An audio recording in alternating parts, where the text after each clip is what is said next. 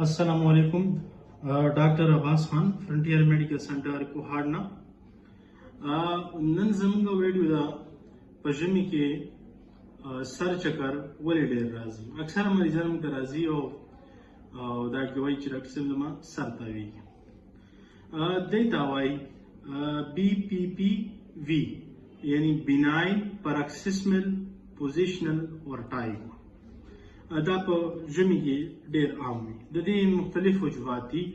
د ټولو عام وجوهات چې کوم دي هغه یو دا دی چې ریپډ بیرومیټریک پریشر چینجز یعنی تیزی سره چې کوم بیرومیټریک پریشرز دی زموږ د دې ماحول والا هغه چینج کیږي، بدلیږي ورسره. دویم وجه دا دی چې په دې کې وایرل انفیکشنز یعنی وایرس له وجې چې کوم جراثیم رامنځته کیږي. تاسو ته بهتره دی چې په ژمي موسم کې د وایرل بیمارۍ ډېرې عامې وي او هغې وجې نه غېږونو کې چې کوم دی هغې ته وایي ویسټیبولر نیورایټس هغه کوي، هغه زخمي کوي او هغې وجې نه بیا چکر رامنځته کیږي. بله وجه دی لو ویټامین ډي لیول. ژمي موسم کې ګرمي ته خلک دومره نه کیني او ویټامین ډي پراپر نه استعمالوي، نو د ویټامین ډي کموالی هم چکر رامنځته کولی شي. بله وجه دی انډور لایف سټایل.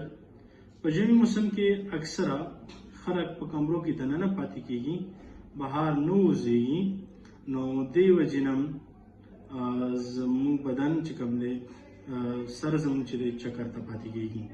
او د دې مطلب دا چې کور کې ناست وي، کمره کې ناست وي او بس کمبلو کې ځانونه پټ کړي وځي نه، چې څنګه بهر وځي او هلته موسم ډېر یخ وي او زموږ एकदम سر پوزیشن هم ګډوډ وي، نو دې وجې نه څه شی کېږي، سر چکر رامنځته کېږي.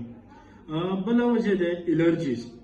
په ژمي موسم کې اکثره الرجیز رامنځته کېږي، چاته زکام وي، چاته نزله وي، چاته ټوخی دا رامنځته کېږي او دې وجې نه په غوږونو کې یو ټیوب دی چې هغې ته ایوسټاچین ټیوب وایي، هغه افیکټ کېږي او غېږونو کوم چې غېږ کې دننه چې کوم پریشرز دی هغې باندې افیکټس کېږي او دې وجې نه بیا چکر رامنځته کېږي.